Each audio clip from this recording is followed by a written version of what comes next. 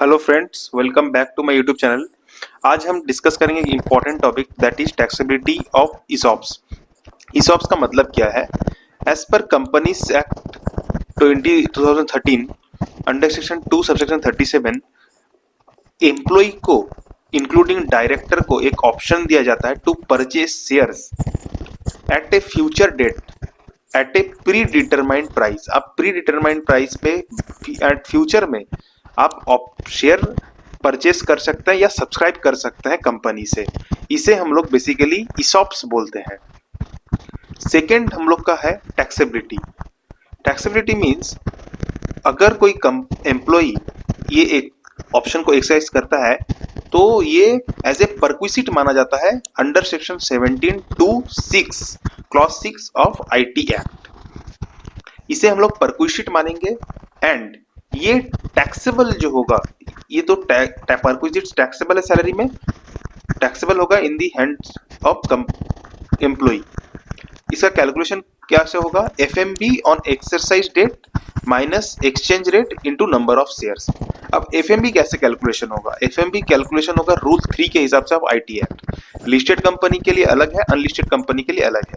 Listed company के लिए average of opening and closing price of the exercise date is the FMV, और unlisted company के लिए value of shares determined by the merchant banker, जो price determine करेगा वो FMB होगा। और जैसे कि हमने कहा ये परक्विजिट वैल्यू है, is taxable in the hand as a part of salary and taxable in the hands of employee.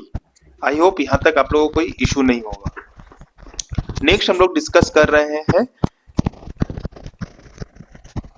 Employer इस पे टीडीएस काटेगा। Yes, employer is required to deduct TDS.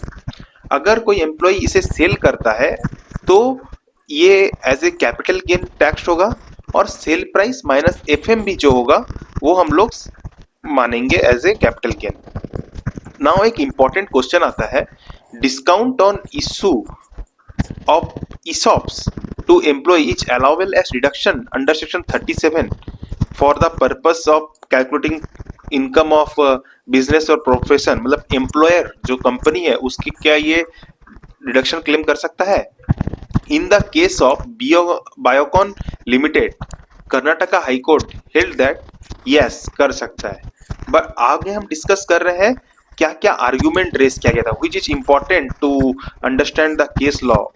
ठीक है, आर्ग्यूमेंट ऑफ रेवेन्यू जो था, discount is not is an, मतलब expenses जो है वो अभी तक इनकर्ड या एक्रूड नहीं हुआ इन द ईयर, और ये एक कंटिंजेंट लाइबिलिटी है, मतलब ये एसेटेंड नहीं है।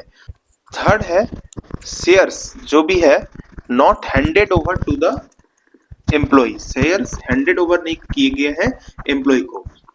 एसएससी का क्या आर्गुमेंट है? एसएससी का आर्गुमेंट था ईसॉप को जो डिस्काउंट दिया गया है ये एक एसेट एंड लाइबिलिटी है, कंटिंजेंट लाइबिलिटी नहीं है।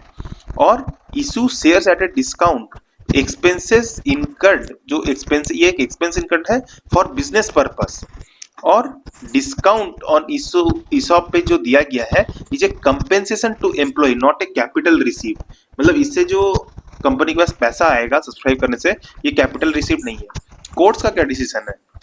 कोर्ट्स ने बताया section 37 is allowed to deduction as expenses incurred not on only on loss. Okay, और फिर बताया गया है प्राइमरी ऑब्जेक्शन, इसका ऑब्जेक्टिव क्या है? To retain the employees not capital received. Third क्या है? Issue of share at a discount is an expenses. और कोर्ट कंडीशन जो फोर्थ में है, डिस्काउंट ऑन ईसॉप, जो भी डिस्काउंट ऑन ईसॉप है वो एक एसेटमेंट लाइबिलिटी है, कंटिंजेंट लाइबिलिटीज को नहीं बोल सकते हैं।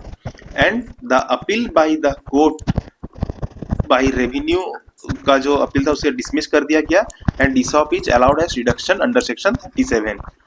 ये था आप लोगों के लिए अपडेट फ्रेंड्स, थैंक यू।